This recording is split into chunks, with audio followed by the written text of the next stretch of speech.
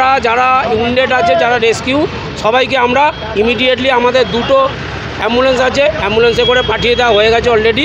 আপাতত যারা রয়েছে তারা কেউ ইনজিওর্ড নেই আর উইন্ডেড নেই।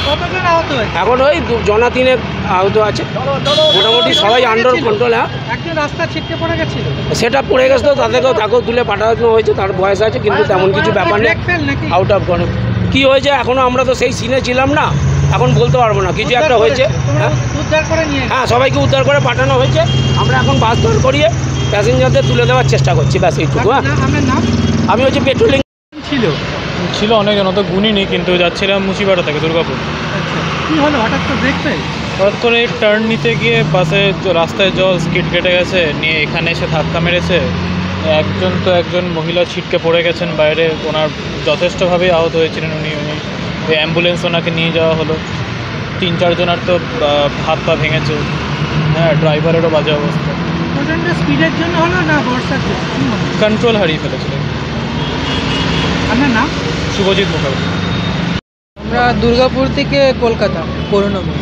কী হলো ঘটনাটা? ঘটনা তো ঠিকভাবে তো জানি না, আসছিল মানে হঠাৎ করে, মানে একটা কোথার থেকে লেগেছিল, সবাই হাঁপড় তাপড় খেয়েছিল, মানে একজনও তো বাইরেও পড়েছেন। বাস থেকে ছিটকে বাইরে পড়ে গেছে? হ্যাঁ, শুনতে আহত হয়েছে 6 জন।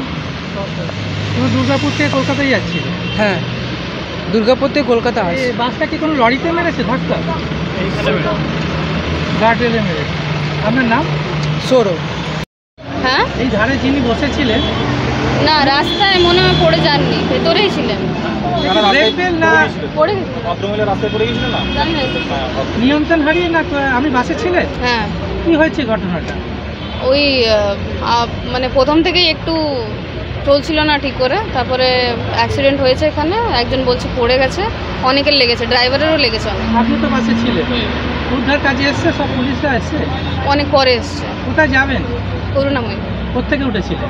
এই রানীগঞ্জ থেকে। সব রানীগঞ্জের প্যাসেঞ্জার? না, আসানসোল, দুর্গাপুর সব মিলিয়ে। আপনার নাম? নিশা।